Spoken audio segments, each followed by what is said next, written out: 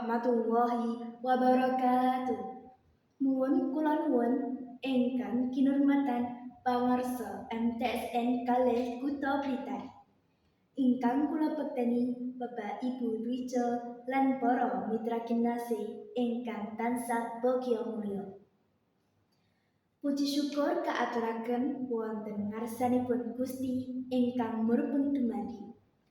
Awit saking sih kawulasanipun ingkang sampun paring seketahing rahmat kasarasan kawilunjengan miwah kabagyan. Satemah panjenengan sedaya lan kula saged kempal manunggal wonten ing papan menika kanthi kawontenan bagas saras nir ing samengkala. Para rawuh ingkang satuhu sulistya ing budi wonten ing medal semangke kula pun Sania Raisa Ali badhe ngaturaken sesorah kanthi irah-irahan piwulang budi pakarti tumrap generasi muda. Para kadang muda taruna ingkang jinaket ing manah owah gingsiring jaman dadosaken ewah-ewahan tumrap ing tatanan pagesangan liginipun tumrap generasi muda. Unggah-ungguh kados sampun dipun kadodosaken malih, tata krama ugi sampun boten dipun besu. Menika saged dipun raosaken wonten pagesangan ing bebrayan ageng generasi muda kathah ingkang sampun nilar supasita tata krama lan budaya ajeng kinajeng dumateng sesaron.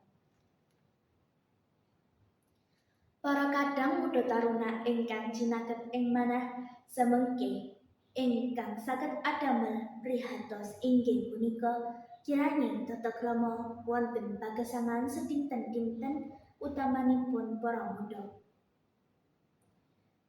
Menika saged katinggal ing pawiyatan-pawiyatan wonten griya lan wonten papan sanesipun.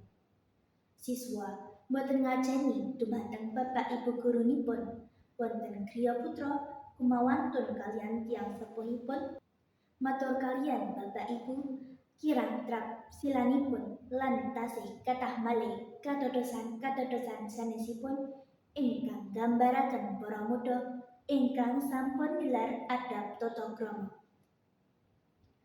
Para rawuh ingkang satuhu kinabekten kangge ngawegani perkawis punika panjenengan dalah kula liginipun generasi muda gadah kewajiban ambudidaya amrih budi pakerti luhur saged ngrembaka malih mboten ical lan cures.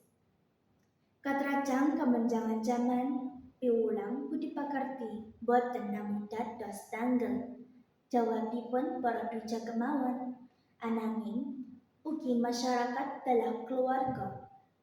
Piwulang budi pakarti luhur kedah kawiwitan saking keluarga amargi menawi tata krama unggah-ungguh sampun wonten dipun gladi wonten keluarga. Piwulang budi pakarti luhur kedah kawiwitan saking keluarga amargi menawi tata krama unggah-ungguh sampun dipun gladi wonten keluarga. Mugi-mugi budi pakarti luhur saged tetep lestari.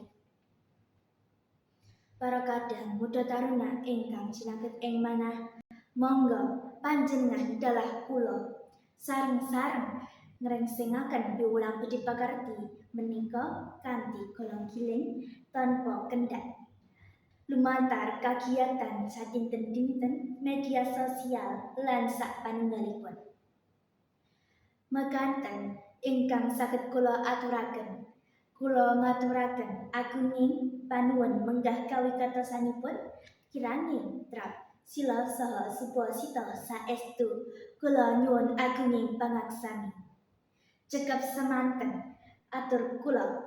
Wassalamualaikum warahmatullahi wabarakatuh. Nuwun matur nuwun.